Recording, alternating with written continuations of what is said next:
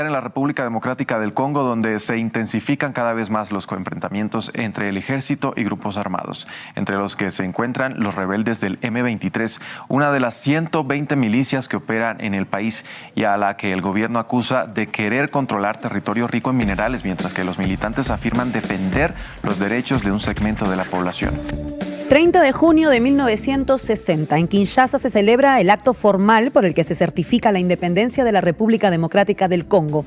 Entre los testigos se encuentra el rey de Bélgica, Balduino, que toma la palabra y ante la incredulidad de los presentes no duda en loar en su discurso oficial la figura de su antepasado, el rey Leopoldo II.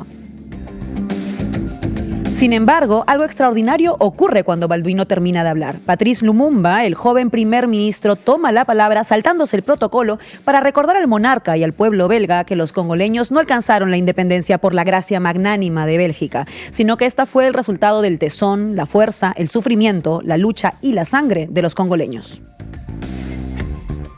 Apenas 6 meses después, un 17 de enero de 1961, Lumumba, cerca de Elizabethville, se apoya contra un árbol haciendo frente a un pelotón de fusilamiento ante la presencia de militares, autoridades y contratistas belgas que, junto con la CIA, habían apoyado y dado cobertura al golpe de Estado encabezado por el coronel Mobutu y que puso fin al sueño de un Congo libre, democrático y a salvo de las injerencias y el saqueo occidental.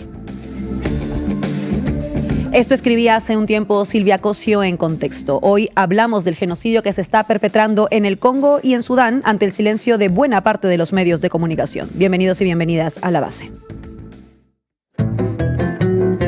La Base.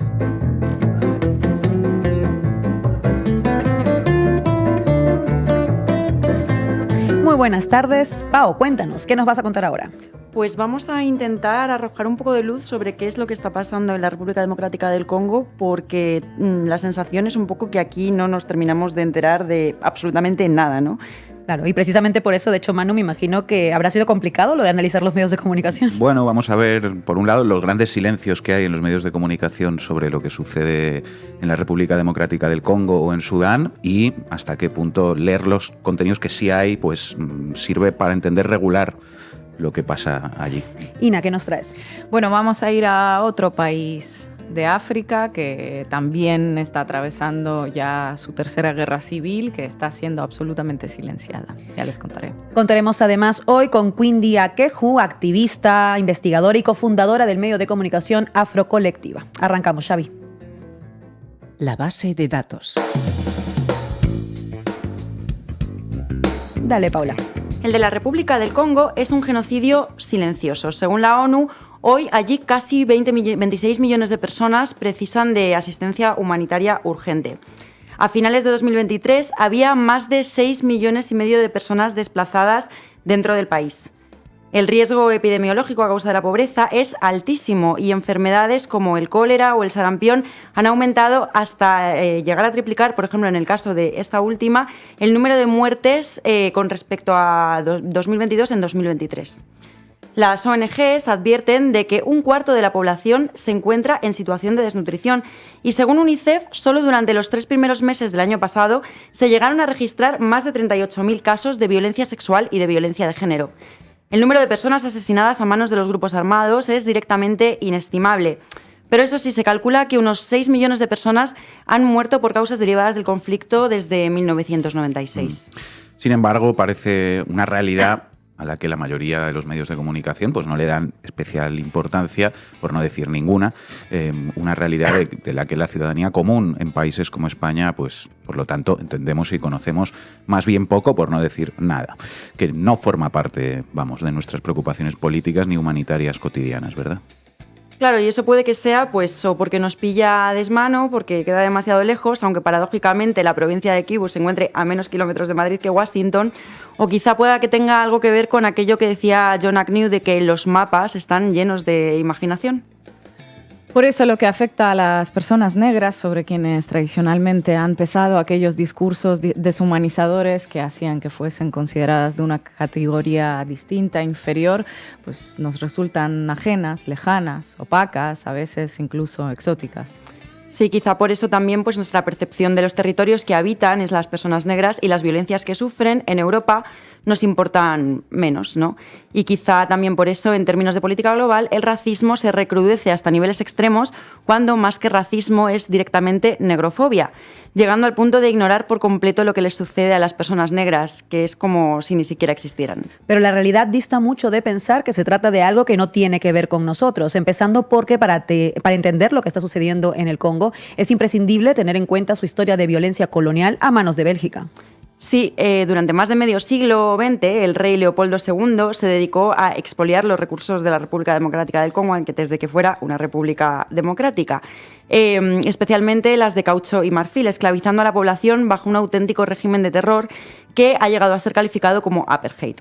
Así que cuando la República Democrática del Congo se proclamó por fin independiente en 1960, hace 2 días, como quien dice, la situación no era precisamente la mejor. A esto se sumó que una vez lograda la independencia, en plena Guerra Fría, su primer ministro, Patrice Lumumba, fue asesinado menos de un año después de haber accedido al cargo. ¿El motivo? Haberse aliado con la Unión Soviética y, sobre todo, que defendía la nacionalización de las reservas naturales de la República Democrática del Congo, lo que le costó una orden de asesinato por parte de la CIA. Y dicen con la colaboración también de Bélgica. Su sucesor apenas estuvo 20 días en el cargo y el sucesor de su sucesor 5 meses. Así que el contexto de inestabilidad y vulnerabilidad al que les había conducido todo el periodo de violencia colonial fue el caldo de cultivo perfecto para todo lo que estaba por venir, empezando por una dictadura que duró más de 30 años bajo el régimen militar de Mobutu, que contó para hacerse con el poder con la colaboración de la CIA y de los Estados Unidos. Y entonces, en la década de los 90, llegó la Primera y luego la Segunda Guerra del Congo, que dejó más de 5 millones de muertos y que sería conocida como la Guerra del Coltán. Paralelamente, Ruanda había estado viviendo el terrible genocidio de 1994, en el que se estima que entre 500.000 y 1 millón de personas fueran asesinadas y que respondía a las especificidades de su propia historia, también de violencia colonial. Desde entonces, el presidente Kagame, fundador del Frente Patriótico Ruandés y de Etnia Tutsi, lleva 30 años ya en el poder, en un régimen dictatorial que ha sido, en muchos sentidos, aplaudido por la comunidad internacional gracias a la buena gestión interna del país, porque ha reducido la pobreza, ha extendido la sanidad universal y ha aumentado la expansión económica año a año. Bueno, de hecho, Tony Blair, por ejemplo, llegó a ser asesor de Kagame y el Reino Unido está desarrollando una política neocolonialista que consiste, por ejemplo, en derivar a sus solicitantes de asilo a Ruanda, argumentando que se trata de un país muy seguro. Luego hablaremos un poco más de Ruanda. Eso sí, ¿a qué precio? ¿Y cómo es posible que un país tan pequeño como Ruanda, que apenas cuenta con recursos naturales, pueda estar despuntando en el panorama internacional mientras su vecino fronterizo se desangra en medio de la pobreza y la violencia? Pues por explicarlo de forma bastante simplificada, el conflicto en el seno de la propia Ruanda durante los años 90 derivó en la entrada de fuerzas armadas en la zona de Kivu, una provincia congoleña fronteriza, y posteriormente, con el fin de poder controlarla, se negaron a abandonar la zona, que es rica, pero muy, muy rica en minerales como el coltán, el cobalto o el oro.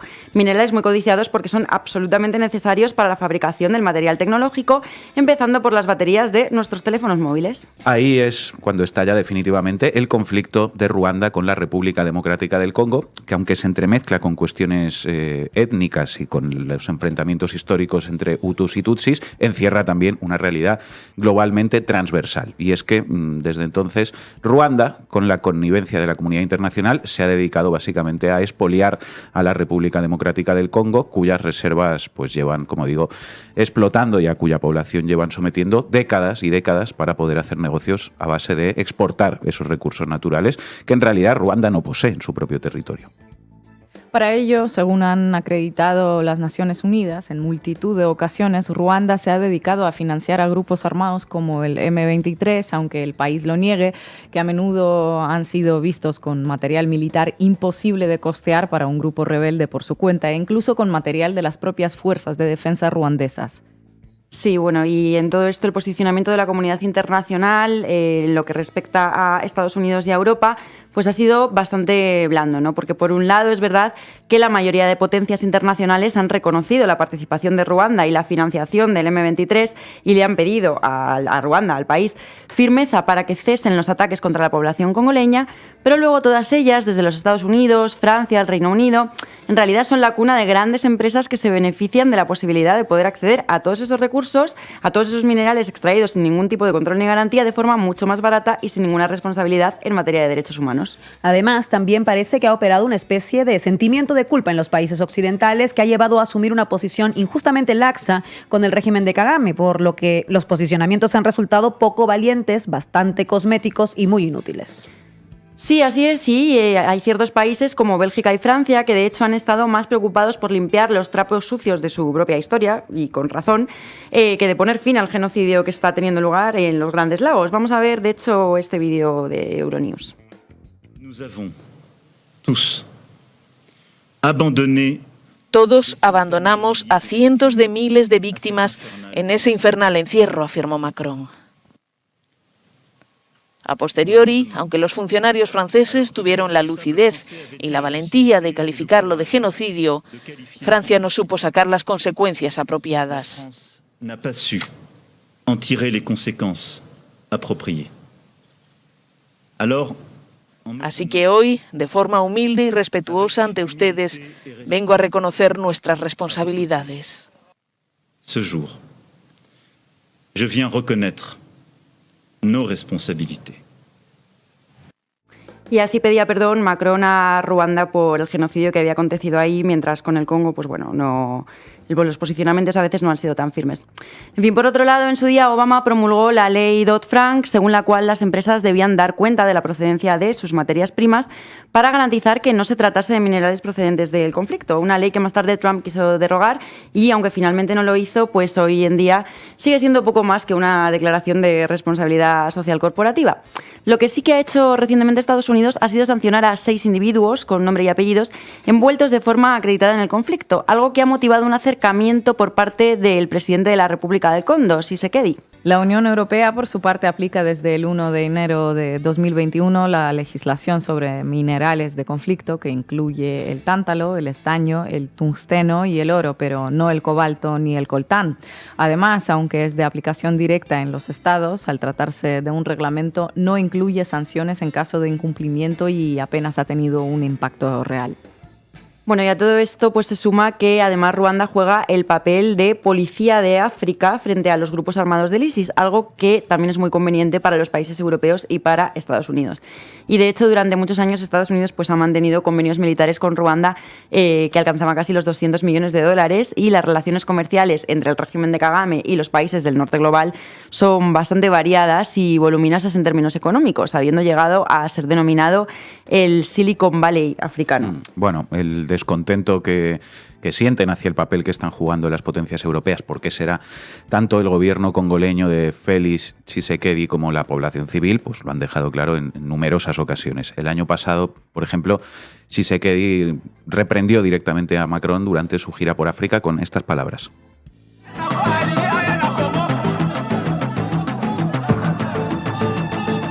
Quería aclarar esto también. Deben cambiar la forma de cooperar, la forma en la que Europa y Francia nos tratan. Deben comenzar a respetarnos, ver a África como verdaderos socios y dejar de tratarnos y hablarnos con tono paternalista, como si siempre saben lo que nos conviene y lo que no nos conviene. Deben respetar a África. Bueno, pues sí. Y ahora, por otro lado, parece que el foco está puesto en la inminente retirada de la misión de las Naciones Unidas de la República Democrática del Congo, a petición de su propio presidente, después de que en los últimos años pues, hayan tenido lugar varias protestas por parte de la población congoleña que acusan a Naciones Unidas de no estar protegiendo a la población. Vamos a verlo. Illusory and counterproductive to continue to cling to maintaining MONUSCO to reestablish peace in the Democratic Republic of the Congo and to stabilize it. Furthermore, the accelerated withdrawal of MONUSCO is absolutely necessary to ease the tensions between MONUSCO and our citizens. It is the time to explore new avenues for strategic collaboration with the United Nations, mechanisms that are more in lockstep with our current realities. I've instructed the government of the Republic to begin discussions with the UN authorities to ensure an accelerated withdrawal of MONUSCO from the Democratic Republic of the Congo. In line with its accelerated withdrawal of MONUSCO, the DRC reiterates its demand to the Security Council of the United Nations to sanction all physical and legal persons acknowledged to be perpetrators, co-perpetrators, and accomplices, both material and intellectually, perpetrators of war crimes and crimes against humanity and serious violations of human rights, international law, and the Charter of the United Nations on Congolese territory. En cuanto a lo que nos toca aquí en España, parece que sea un asunto que ni nos va ni nos viene. Según la Oficina de Acción Diplomática del Ministerio de Asuntos Exteriores, las relaciones entre España y la República Democrática del Congo han sido tradicionalmente buenas, pero escasas en su contenido. Sí, bueno, en fin, pues son muchos los actores implicados, son muy cambiantes los posicionamientos de la comunidad internacional, es demasiado el silencio al que se condena a la población congoleña y también es demasiada la opacidad con que el conflicto se trata desde Europa, ¿no? Lo que hace muy compleja una comprensión profundizada de lo que está pasando. Pero lo que sí está claro es que en la República Democrática del Congo se desangra sin que nadie haga prácticamente nada más allá de pequeños gestos llenos de buenas intenciones y sin poner fin, eso sí, a un genocidio que resulta, por desgracia, demasiado rentable. Gracias, Pau. On en a marre, on est fatigués, nos mamans meurent, nos frères meurent, les enfants meurent, on en a marre, on en a marre, on en a marre, on en a marre. On veut la paix au Congo, c'est simple. Manu Levín, ¿a dónde vamos? ¿Qué tal, Laura? Vamos al Congo. Dale, Xavi. Titulares al banquillo. El análisis mediático de Manu Levín. Bueno, lo primero que hay que decir sobre esto, lo hemos comentado ya, es que hay poquísimos contenidos en los medios de comunicación, tanto españoles como occidentales en general, sobre lo que sucede en la República Democrática del Congo. Esto es alucinante porque al tiempo que prácticamente no se habla ni se publica nada sobre la situación en ese país, se afirma que el del Congo es el conflicto más sangriento del mundo desde la Segunda Guerra Mundial. Al menos 5 millones de muertos y 7 millones de personas desplazadas internas, 500.000 solo desde octubre de 2023. ¿Cómo puede ser que los medios de comunicación prácticamente no hablen de lo que ellos mismos califican como el conflicto más sangriento del mundo desde la Segunda Guerra Mundial? Es chocante, ¿no? Pero se puede pensar en unas cuantas causas de que esto sea así. Una, el racismo puro y duro, que las vidas de los negros valen menos, ¿no?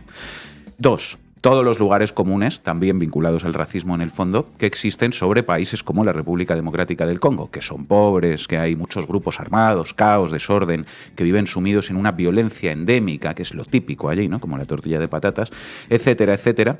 Y tercera, y sobre todo, existen intereses en que ese genocidio y esa desestabilización del que es uno de los países más ricos del mundo en recursos naturales continúe, porque así los que se benefician de toda esa violencia pueden seguir haciéndolo, claro. Y para que las cosas sigan como están y para que esos intereses en que el genocidio continúen no salgan a la luz, pues es mejor no hablar mucho de ello, además, ¿verdad? Claro. El caso es que, como digo, prácticamente no hay información en los medios occidentales sobre los acontecimientos en la República Democrática del Congo. De hecho, preguntaos si habéis escuchado algo sobre esto y cuántas veces en los últimos meses, ¿no?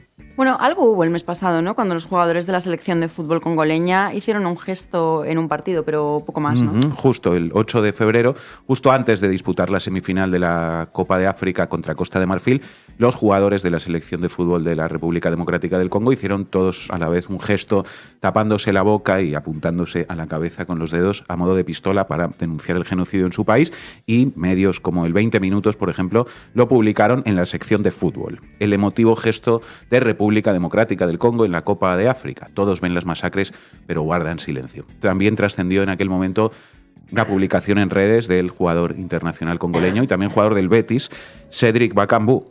Todo el mundo ve las masacres en el este del Congo, pero todos se callan. Pongan la misma energía que ponen en hablar de la Copa Africana de Naciones para resaltar lo que nos pasa. No hay gestos pequeños, dijo este jugador de fútbol, pero bueno, como os decía, más allá de informaciones en la sección de fútbol, muy poca atención en nuestra prensa libre sobre la mayor masacre desde la Segunda Guerra Mundial, que así es como se califica, y en las cosas que sí se pueden leer, enseguida vamos a ver algunas.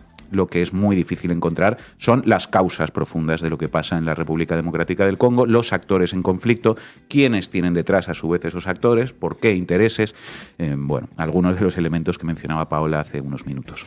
Vamos, que leyendo la prensa occidental se entiende regular lo que pasa en el Congo, por decirlo suavemente. Y eso en el mejor de los casos, efectivamente, porque lo habitual, como decía antes cuando me refería a los clichés y los lugares comunes, es hablar del genocidio en el Congo como un conflicto endémico, interminable, trágico, como algo que forma parte del paisaje, ¿no? y poco menos que de las costumbres de la gente de allí. Por ejemplo, titular del New York Times: la crisis ignorada en el Congo. Vivimos en guerra. Pues eso, nosotros vivimos en casas de ladrillo y ellos viven en guerra. Distintas costumbres, ¿no? En fin, todo marcos mentales que impiden comprender la realidad de las cosas y que ocultan los intereses que hay detrás de estos baños de sangre. ¿Con qué tienen que ver? Con que el 80% del coltán del mundo está en el Congo, que el Congo tiene también una de las mayores reservas mundiales de cobalto, oro, diamantes, cobre, estaño, caucho, mucha riqueza que es expoliada no de ahora, sino desde hace varios siglos por potencias extranjeras, mientras un 73% de la población congoleña es pobre. Primero fue Portugal, después Bélgica, Francia, Estados Unidos, el jardín europeo y occidental, ¿no? Que está regado con la sangre de los países del sur. A pesar de lo poco que se habla de esto, yo creo que más o menos todo el mundo tiene una cierta noción de esto, ¿no? Y de que la desestabilización y el sufrimiento en países como el Congo no tiene que ver con su pobreza, sino con su riqueza, con su inmensa riqueza. Pero quiero que veamos en qué términos aparece ese punto concreto en la prensa occidental, porque lo hace con una expresión muy particular que yo creo que merece que le demos una vuelta. Esa expresión es la maldición de los recursos naturales. Fijaos, BBC sobre la República Democrática del Congo, el país maldito por su riqueza. Los tiempos sobre Bolivia, la maldición de los recursos naturales. Otra mirada, Perú atrapado por la maldición de las materias primas. Nueva sociedad, en este caso sobre Bolivia de nuevo. Las Arcenomics no escapan a la maldición de los recursos naturales. Deutsche Welle sobre Mozambique, la maldición de los recursos naturales. BBC, el triángulo del litio, 3 obstáculos que enfrentan Argentina, Bolivia y Chile para escapar de la maldición de los recursos naturales. La Razón, la maldición de los recursos naturales africanos. Bloomberg, cómo América Latina puede romper con la maldición de los recursos. El Economista, Latinoamérica debe prepararse para enfrentar maldición de materias primas. Intereconomía, cerramos y volvemos al Congo, la tragedia de la riqueza de los recursos naturales del Congo. Vaya, o sea que el saqueo extractivista en el Congo, en Mozambique, en Bolivia o donde haga falta es el resultado de una maldición. En todo caso será por la maldición del imperialismo y del colonialismo, digo yo, no por el hecho de vivir en una tierra rica. Per se, ¿no? Nada. El problema es que Dios maldijo a todos esos pueblos del sur global dándoles minerales y riqueza, e imagino que a los europeos y a los blancos los bendijo, ¿no? Al final tantas vueltas para lo mismo de siempre, en fin. Maldición, un término que ubica las cosas en el campo de lo irracional, de lo inevitable y de la voluntad de los dioses, de la ley divina, ¿no? Podríamos responder a esa idea desde aquí, pero ya respondió mejor el otro día a Gustavo Petro desde Puerto Resistencia, en Cali, la capital de la Colombia negra. Nosotros venimos de la resistencia. ¿Qué más? Y es que aquí no estaban los españoles y vinieron a sojuzgar, ¿o no fue así? A poner unos seres humanos a su servicio, sin que eso estuviera escrito en ninguna ley humana, o en ninguna ley natural, o en ninguna ley divina, si queremos hablar también en esos términos. ¿En qué ley estaba escrito que aquí tenían que venir a poner a unos seres humanos a su servicio? ¿Y en qué ley estaba escrita de la historia del planeta el que aquí pudieran traer un pueblo a la fuerza, venido de un lugar lejano como África, y esclavizarlo? ¿Quién dijo que eso estaba escrito en la ley? ¿Y quién dijo entonces que las mezclas de esos pueblos se tenían que volver siervos, rebaños ciegos, llevados siempre o a la guerra o a la violencia o a veces a las elecciones para elegir los patrones, los blancos, los pudientes, los que sojuzgaron a los indígenas y los que esclavizaron a los negros y los que condujeron al pueblo colombiano al eterno engaño, mientras se quedaban con su riqueza, con su oro, con su plata, con todo lo que podía sonar y contar como riqueza? Bueno, ahí quedan las palabras de Petro. Por cierto, quienes no hayáis escuchado todavía ese discurso que hizo Gustavo Petro completo, os recomiendo que lo escuchéis. Vamos a ver ahora algunos ejemplos de piezas en la prensa occidental que aunan un poco los ingredientes mencionados hasta ahora. Radio Televisión Española. Crece la tensión en República Democrática del Congo. A ver, ¿qué se entiende con este titular sobre lo que pasa en ese país? Pues yo diría que nada. Nada, porque es no decir nada, ¿no? Crece la tensión, que podría ser cualquier cosa y por cualquier causa. La nada. Le Monde, principal diario de Francia, la gran metrópolis del colonialismo en África. Analicemos el titular y el texto en este caso. Le Monde, República Democrática del Congo, más de 100.000 desplazados en los enfrentamientos. ¿Genocidio? ¿Colonialismo? No. Enfrentamientos. Si es que se llevan todos fatal, están todos muy enfrentados. La escalada, continúa Le Monde, pone de relieve la profundización de la crisis humanitaria que afecta a la región y exige atención urgente para proteger las vidas de los civiles y abordar las causas subyacentes del conflicto. Abordar las causas subyacentes. A ver, ¿y qué dice Le Monde sobre estas causas subyacentes?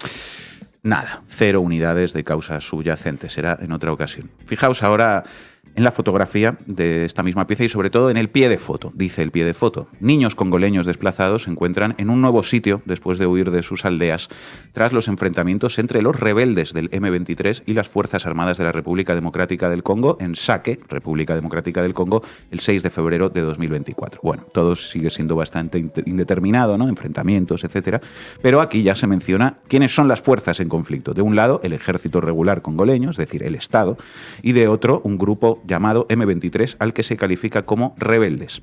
2 veces más en la misma pieza de Le Monde. 2 días de combates durante los cuales los rebeldes capturaron una ciudad en el este de la República Democrática del Congo, vieron a más de 100.000 personas huir de sus hogares, dijo Naciones Unidas el miércoles 6 de marzo. Los rebeldes del M23, Movimiento 23 de marzo, lanzaron el lunes una ofensiva contra varias localidades, ampliando su control hacia el norte en las zonas de Rutshuru y Masisi. Bueno, este punto, cómo se califica al M23 en la prensa occidental, es relevante y es muy clarificador. Rebeldes, milicia, grupo armado, ejército irregular. Esos son todos los calificativos que yo he encontrado en la prensa europea preparando el programa. ¿Hay algo que os llame la atención? ¿Alguna palabra que echéis en falta? ¿Terroristas, quizá? Bingo.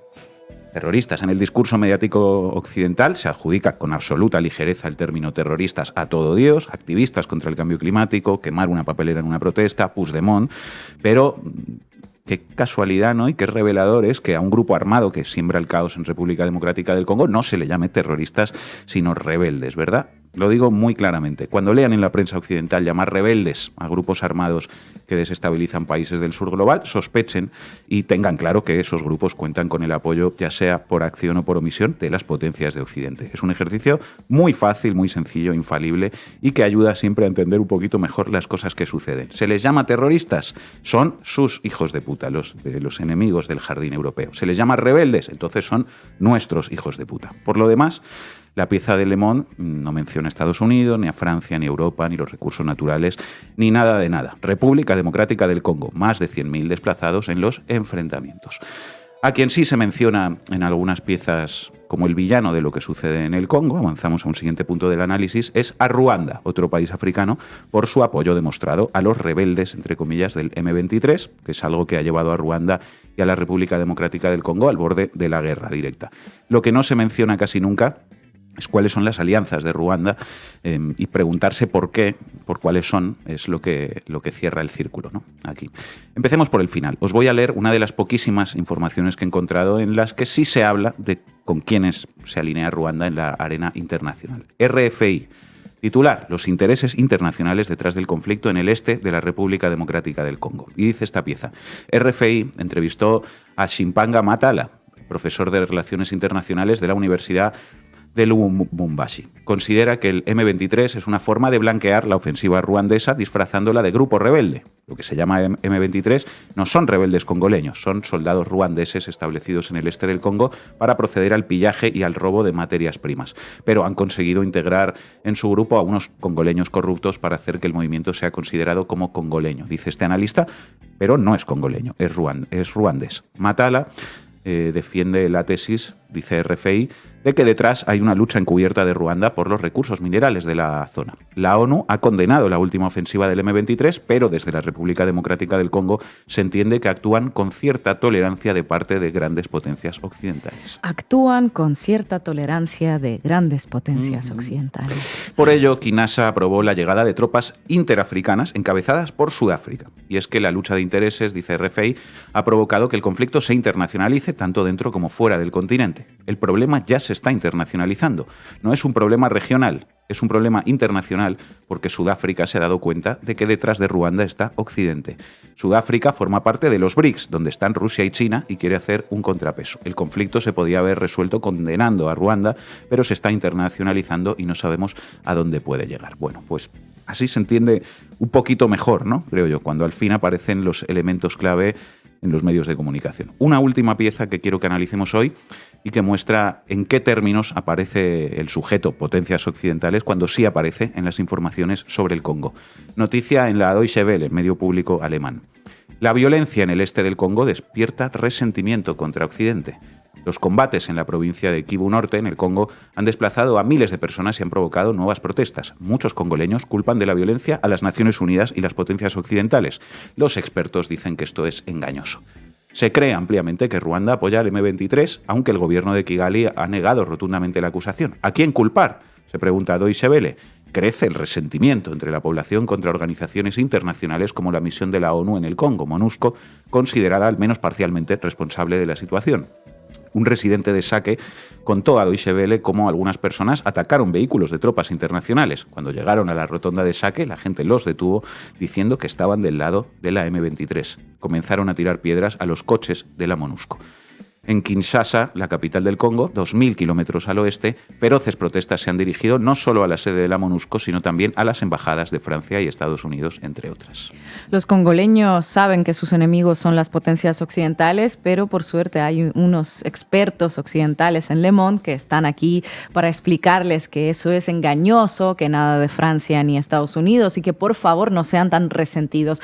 Y cambien también sus costumbres endémicas, por favor. Unos resentidos y además sin motivo, ¿no? ¿Qué importancia tiene que las potencias europeas lleven 500 años saqueando el Congo y que cuando se independizaron y eligieron en 1960 a un líder anticolonial, Patrice Lumumba, le dieran un golpe de Estado en 3 meses, lo asesinaran y lo descuartizaran? Hay que ser menos resentidos, chicos. Gracias, Manu. Quand c'est le Congo, personne n'en parle. Alors qu'il faut pas oublier que c'est grâce à nous que vous avez des voitures, c'est grâce à nous, vous avez des téléphones, c'est grâce à nous, il y a beaucoup de choses. Ahora sí, ¿a dónde vamos, Ina? Bueno, ya os cuento, os lo revelo en la sección. Vamos, adelante, Xavi. ¿Para qué me invitan? El análisis internacional de Ina Afinogénova. El próximo 15 de abril se cumple un año desde que estalló la guerra que provocó el mayor número de personas desplazadas del planeta, unos 20.000 muertos, una cifra probablemente bastante subestimada, unas 25 millones de personas con hambre y de ellas 5 millones en peligro de morir de inanición según advertencias de la ONU. También es probablemente la guerra más olvidada por los grandes medios de información. Hoy vamos a intentar entender un poco el conflicto armado en Sudán, ese país en el Cuerno de África que casi no aparece en los titulares y que, al igual que las demás zonas en conflicto en el mundo, parece estar muy lejos de alcanzar la paz. Adelante, Ina. Bien, para entender un poco, apenas un poco, ese conflicto, tenemos que remontarnos a unos cuantos años atrás. Obviamente tendré que simplificar mucho, omitir detalles, luego tendremos un experto en la mesa del debate que manejará mucho mejor el tema. Yo no soy africanista, así que esto tiene un objetivo meramente divulgativo. Para intentar que sepamos algo más allá de los titulares. Sudán tiene una población de aproximadamente unos 50 millones de habitantes y, como apunta el historiador africanista Omer Freixa, la mayor parte de su vida independiente ha vivido en dictadura, bajo gobiernos militares y en conflictos armados, es decir, casi no ha conocido la democracia en el sentido estricto del término. Hoy atraviesa su tercera guerra civil. La penúltima finalizó en 2005 y dio lugar al primer genocidio del siglo XXI, el de Darfur, con alrededor de 500.000 de muertos desde 2003. Bueno, de hecho no existe ni acuerdo en cuanto al número de muertos que se produjo en ese genocidio. La ONU da por válida la cifra de 400.000 víctimas, personas negras exterminadas en Darfur, y se cree que más de 2 millones de personas huyeron también de sus hogares. Darfur es clave para entender la guerra de hoy también. Es la manifestación de la tremenda disparidad que existe en ese país, que a su vez es uno de los orígenes de sus interminables guerras también. Sudán es uno de tantos productos artificiales de la división colonial de África, algo que resulta evidente echando un vistazo al mapa. Parte del territorio fue conquistado a principios del siglo XIX por el Imperio Otomano, donde surgió una suerte de colonia turca, y las periferias quedaron semicontroladas para el saqueo, básicamente, sistemático.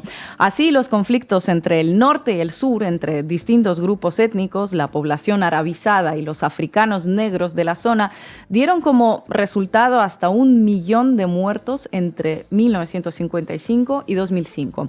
Hoy el país se divide básicamente entre Jartum, marcado en gris en el mapa, a la orilla del Nilo, que es la capital de Sudán, y Darfur, en marrón, que quedó abandonada por Jartum y es una suerte de colonia dentro de otra colonia, tal y como lo define Le Monde Diplomatique. En el año 2011, la parte del sur del país que se independizó de Jartum, surgiendo así un estado nuevo, Sudán del Sur. Vamos, que lo que llamamos el Estado de Sudán parece algo muy efímero en tanto en cuanto es un mosaico de territorios en conflicto. Jartum de facto y Darfur de jure ha estado gobernado hasta el año 2019 por el presidente islamista Omar al-Bashir, que permaneció 30 años en el poder desde el golpe de Estado de 1989. Carcomido por la corrupción, perseguido por el Tribunal Penal Internacional precisamente por el genocidio de Darfur, su mandato pendía de un hilo.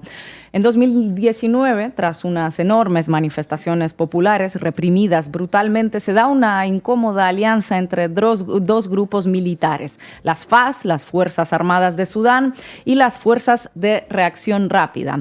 Juntos, con un masivo apoyo popular, logran acabar con el gobierno de al-Bashir. Es decir, hablamos de un golpe de Estado contra un dictador longevo organizado conjuntamente por militares. No augura nada bueno. Nada bueno, pero especialistas africanistas, como el ya citado Omer Freixa, apuntan que la caída de al-Bashir dio un soplo de esperanza. La junta militar prometió una transición democrática y hasta unas elecciones que pactaron para el verano de 2023.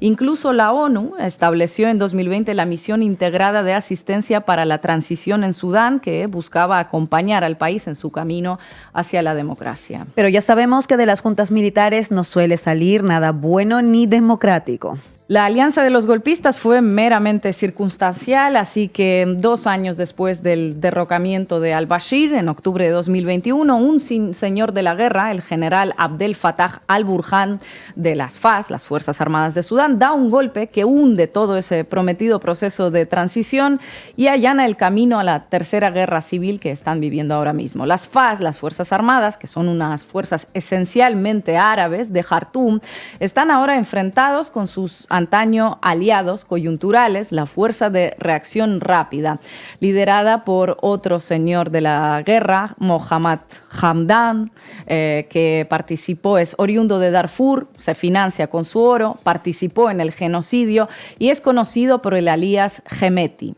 Tras el nuevo golpe, hubo protestas populares exigiendo el retorno al proceso de transición, que ya os podéis imaginar que fueron brutalmente reprimidas y se saldaron con decenas de muertos. Es decir, Sudán está siendo desgarrado entre 2 fuerzas paramilitares que parecen irreconciliables. ¿Con qué apoyos cuenta cada uno de ellos? ¿A quién responden? Y sobre todo, ¿quién les suministra las armas con las que matan y se matan?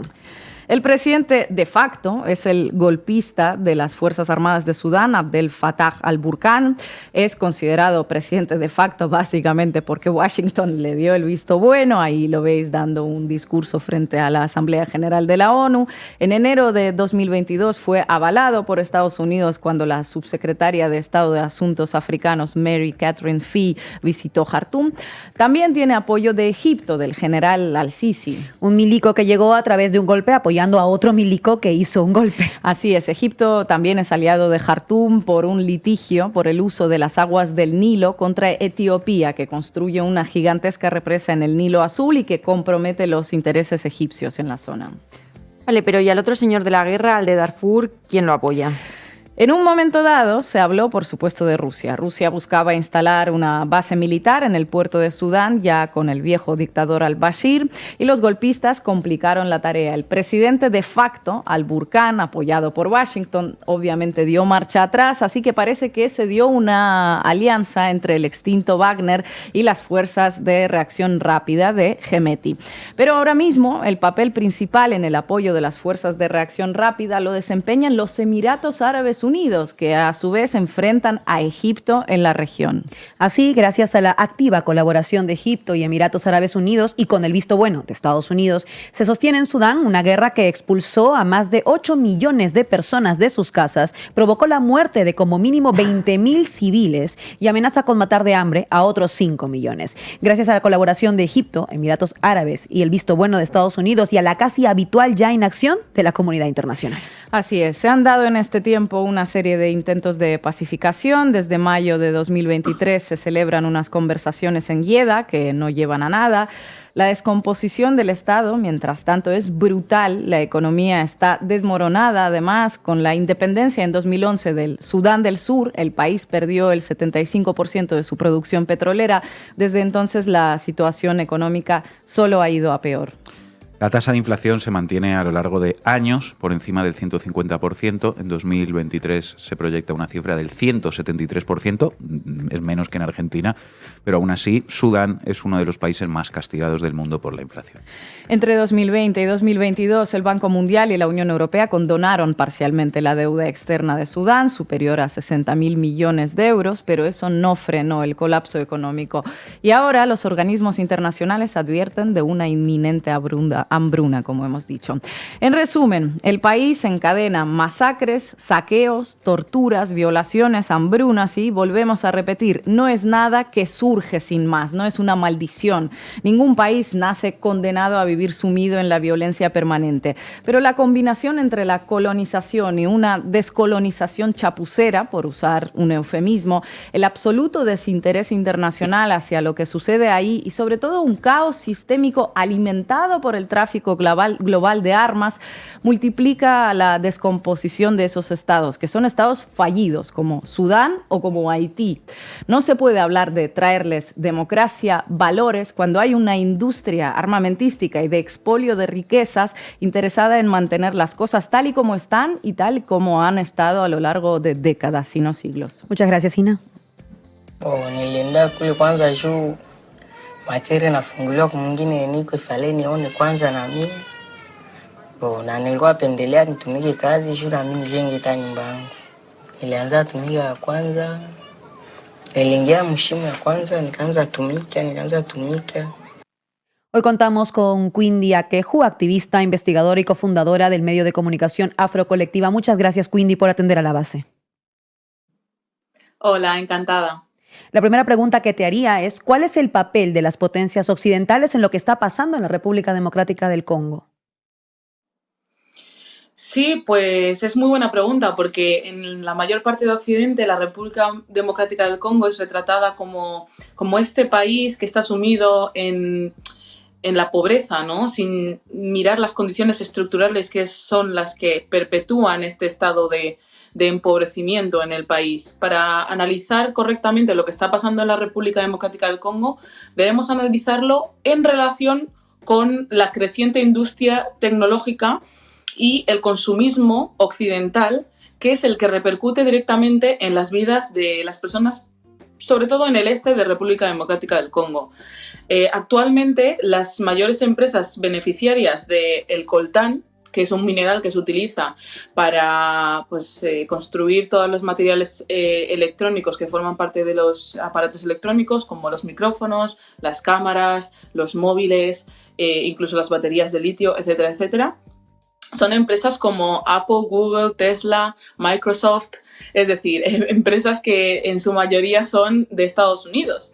Y ya no solo eso, sino que en este conflicto, esto que llaman conflicto, que en realidad es un genocidio, participan pues muchos países y muchos continentes, entre ellos la Unión Europea, quien está detrás de los ataques de un grupo llamado M23, que, para ser sinceros, es un grupo que está entrenado por Ruanda para ir a matar a la gente en República Democrática del Congo, sobre todo a la gente que no quiere a las potencias occidentales en su tierra y a la gente que se niega a seguir trabajando en condiciones de explotación, ¿no? Como pasa en República Democrática del Congo, no solo con personas adultas, sino también con criaturas.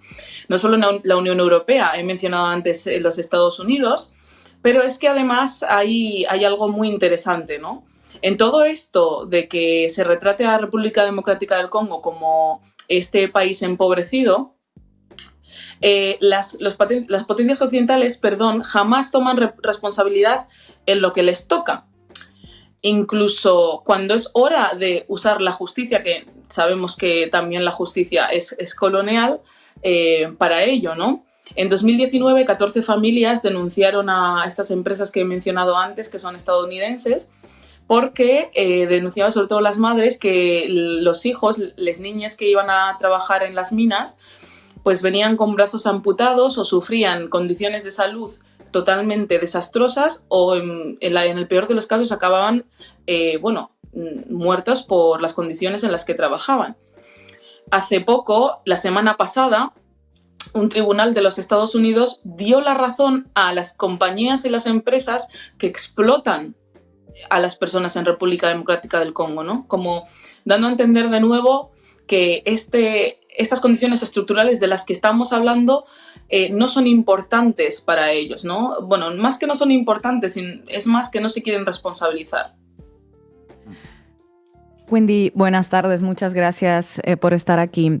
La misión de la ONU se ha retirado del Congo, también de Sudán. Yo te quería preguntar sobre el papel de los organismos multilaterales, como las Naciones Unidas, en la resolución de este tipo de conflictos en África, porque así a primera vista pareciese que como si estuvieran absolutamente ausentes y desinteresados, ¿no?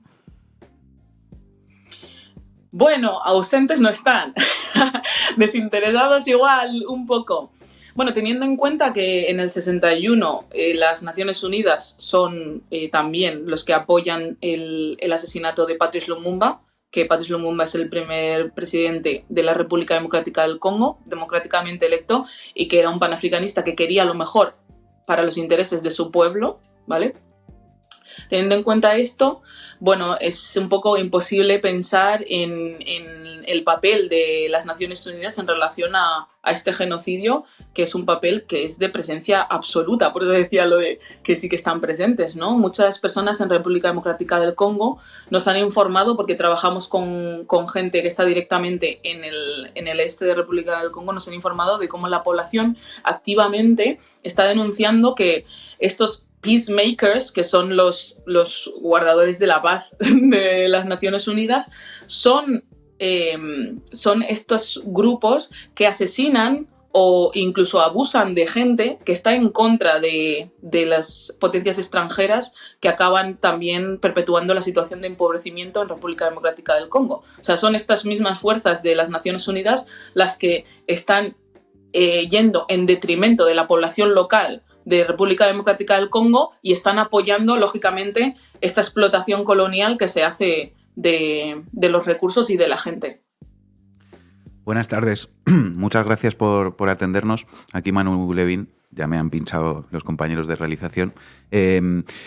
Contábamos antes en el programa cómo, al mismo tiempo que muchos medios califican lo que pasa en la República Democrática del Congo como el genocidio, bueno, no dicen genocidio, el conflicto más sangriento desde la Segunda Guerra Mundial, al mismo tiempo que dicen eso, digamos que prácticamente no se habla, ¿no?, de esto en los medios de comunicación, y es muy difícil enterarse de lo que pasa allí. Te quería preguntar, ¿cómo valoras ese hecho y a qué lo achacas? Bueno, yo creo que en el periodismo y en los medios de comunicación, siendo también una comunicadora, es esencial hablar de las palabras, ¿no?, que se utilizan, y todas las palabras tienen un peso y ninguna palabra se utiliza de manera inocente, sino que sabemos precisamente su significado y por eso las ponemos ahí. Y es por eso que se intenta devaluar, por así decirlo, ¿no?, el genocidio en República Democrática del Congo, o pintarlo como esto que hacen ellos, entre ellos, se matan entre ellos, ¿no?, como evadiendo también la responsabilidad. El periodismo occidental lo que está haciendo, en primer lugar, es usar adjetivos que les conviene para proteger sus intereses, es decir, para proteger el extractivismo colonial y, lógicamente, el papel de responsabilidad que tienen en este genocidio, que ya lleva más de 8 millones de personas asesinadas. Y por otra parte es invisibilizar el tema, porque si bien vemos que se trata con un lenguaje condescendiente, ¿no?, este genocidio, también vemos que en muchas ocasiones es que ni siquiera aparece, ¿no? Y si aparece, aparece pues en minutos escasos, si eso en un rincón del telediario, ¿no? Entonces, todas estas dinámicas responden directamente a un racismo mediático, que es de lo que llevamos hablando mucho tiempo en Afrocolectiva, los colectivos antirracistas y las personas antirracistas también del Estado, ¿no? De cómo constantemente, cuando es tiempo de hablar de personas racializadas, cuando es tiempo de hablar de personas negras, de personas que vienen de territorios o que están en territorios que han sido colonizados, siempre se usa cierto lenguaje o directamente se invisibiliza, perdón.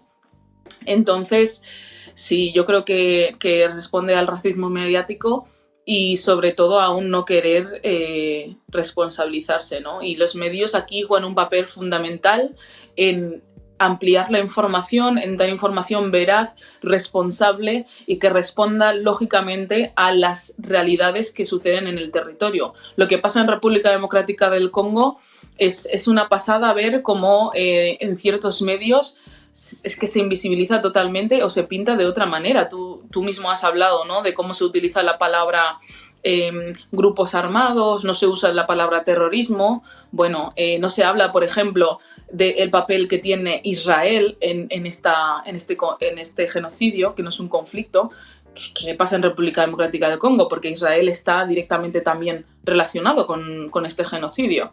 Entonces, todo esto forma parte de una estrategia colonial de, bueno, encubrir lo que está pasando e invisibilizar a tope para que no se puedan señalar a los responsables directos de lo que está pasando.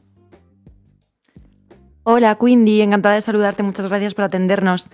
Yo te quería preguntar un poco, para romper esos relatos de deshumanización de las personas negras, de esa mistificación de todo lo que les sucede como si fueran directamente cuerpos que están ahí exentos de agencia, ¿no?, que están ahí para ser explotados o para ser asesinados, pero que en realidad parece que no hacen nada, que es un poco la mirada que les aplicamos muchas veces desde Europa. Te quería preguntar por cuál está siendo la labor y las acciones que están viniendo por parte de la población civil en la República Democrática del Congo frente a todo lo que están sufriendo, frente al genocidio. Para mí algo muy significativo, y muy importante de lo que está haciendo el pueblo en República Democrática del Congo es que están informando en un idioma que ni siquiera es el suyo. O sea, muchas veces vemos vídeos que van a través de las redes sociales de gente en República Democrática del Congo hablando en inglés, que no es ni siquiera su idioma, porque hablan, en su mayoría, por ejemplo, hablan lingala, también hay muchos idiomas aparte que no son coloniales, y luego también el colonial impuesto, que es el francés, pero hablan en inglés para que, con una intención clara, ¿no?, de que se internacionalice lo que está pasando en República Democrática del Congo. Están organizando manifestaciones, llevan tiempo organizando manifestaciones y denunciando y exigiendo directamente, por ejemplo, a Tshisekedi, que es el presidente de la República Democrática del Congo, que eche directamente a las embajadas de Estados Unidos o cualquiera que tenga que ver con la Unión Europea, ya sea Francia, el Reino Unido, etcétera, del territorio. O sea, estamos viendo también estas acciones que son súper significativas. Estamos hablando de inmolaciones, ¿vale? Gente quemándose en vivo y en directo para intentar parar esta situación tan desesperante, y también para denunciar que eso, o sea, es lo que has dicho, ¿no?, que por mucho que desde aquí se pueda proyectar la idea de que son personas, que son objetos que están en el territorio, son personas, ¿no? Es que son personas que están trabajando, que tienen sus familias a las que mantener, y esta es una de las razones por las que siguen trabajando en esas condiciones, porque son personas, y en este sistema capitalista pues necesitas dinero para vivir, aunque sea el poco que les pagan, y lógicamente que tienen sueños y tienen vidas y no pueden más con estos asesinatos tan terribles que hacen que más de 6 millones de personas tengan que desplazarse a otras partes de República Democrática del Congo. O sea, imaginemos si estuviera pasando 6 millones de personas aquí en el Estado, cuánto ruido haría esta noticia y cuánto se implicarían ciertos gobiernos en cambiar esto, ¿no? Quindi Akeju, muchísimas gracias por haber estado con nosotras hoy en La Base. Muchas gracias, un placer. Llegamos ya al final del programa y los dejamos con un tema de Bob Marley and the Wailers, War. Hasta mañana.